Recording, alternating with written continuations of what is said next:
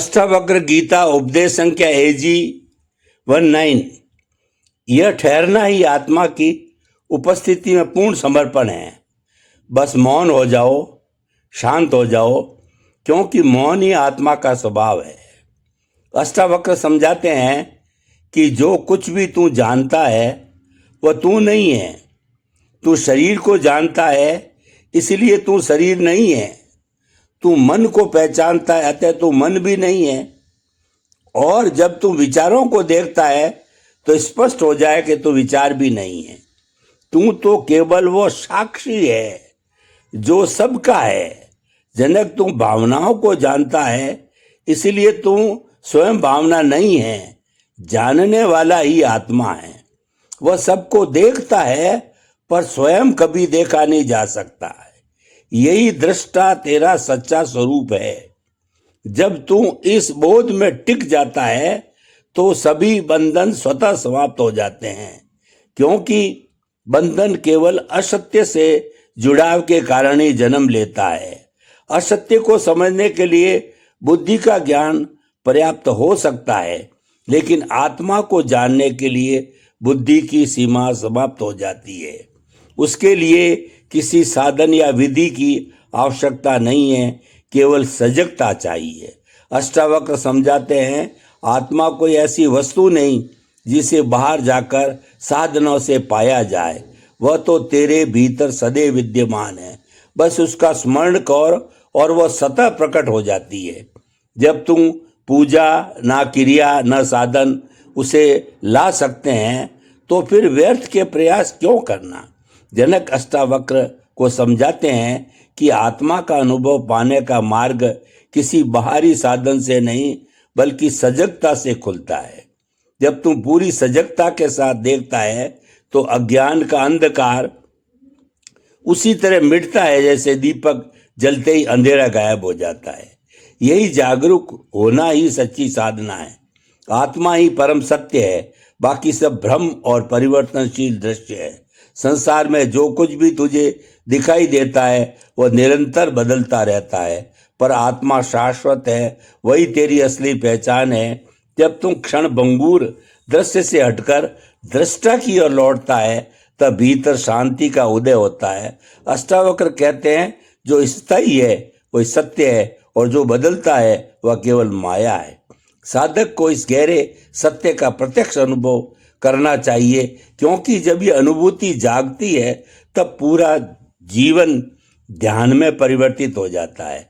अष्टावक्र जनक को समझाते हैं कि मुक्त व्यक्ति को कुछ साधने या पाने की आवश्यकता नहीं रहती। जो आत्मा को पहचान लेता है वो प्रयासों और लक्ष्यों से परे हो जाता है। उसका हर कर्म सहज प्रवाह में घटित होता है, मानो कुछ किए बिना ही सब घट रहा है। ऐसा व्यक्ति का मौन ही उसका संदेश है और उसकी उपस्थिति उसका प्रभाव है।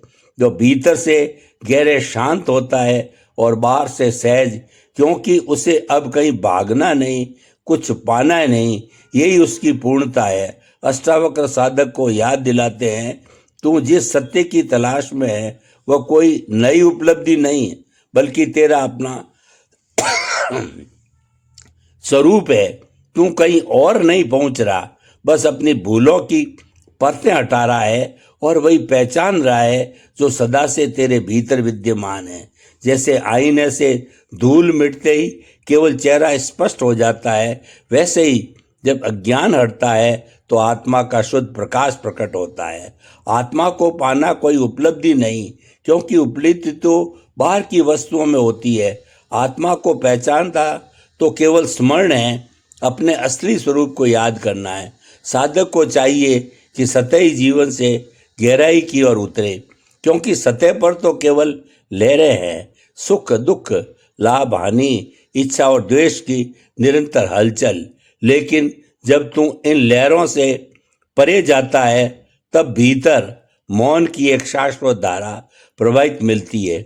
उसी धारा में डूबना आत्म साक्षात्कार है और वही सच्ची शांति का अनुभव कराता है। यह गहराई ही वास्तविक मुक्ति है। जनक, ध्यान रख, तू केवल मनुष्य नहीं है, तू स्वयं परमात्मा है। साक्षात सत्य, परंतु तू अपने को शरीर, मन और मनुष्य मान लेता है और यही सबसे बड़ी भूल है। तू शरीर में बंधी आत्मा नहीं बल्कि शरीर में प्रकट हुआ परमात्मा है। जब यह बोध हो जाता है तब भय मिट जाता है, इच्छाओं की जड़ सूख जाती है और फिर ना मृत्यु का भय बचता है न जीवन का बंधन। उस अवस्था में तू केवल होने में ठहरता है और वही ब्रह्म स्थिति है। याद रख, जो कुछ भी अनुभव होता है वो मन का खेल है, तू मन नहीं है। अष्टावक्र कहते हैं मन अनुभव करता है लेकिन आत्मा केवल जानती है। सुख दुख स्मृतियां कल्पनाएं सब मन की सीमा है, पर तू उन सबसे परे है। तू वो साक्षी है जो सब कुछ जानता है पर किसी भी अनुभव में उलझता नहीं। जब तू साक्षी भाव में ठहरता है तभी सच्ची मुक्ति का स्वाद मिलता है और योग का सार इसी एक अनुभव में समाया है। जनक, आत्मा को पहचानने के लिए किसी बाहरी त्याग की आवश्यकता नहीं। छोड़ना तो भीतर की आसक्ति को है। विषयों को त्यागना नहीं बल्कि विषयों में डूबने की प्रवृत्ति को त्यागना है। जो भीतर से तप्त हो जाता है वो सहज ही विषयों से परे हो जाता है। यह वैराग्य किसी अभ्यास या दबाव से नहीं आता है, यह तो आत्मा के साक्षात्कार से स्वयं खिल उठता है। जब तुम आत्मा के उस परम आनंद में प्रवेश करता है तब संसार की सारी वस्तुएं तुच्छ प्रतीत होने लगती है और अपने आप छूट जाती है।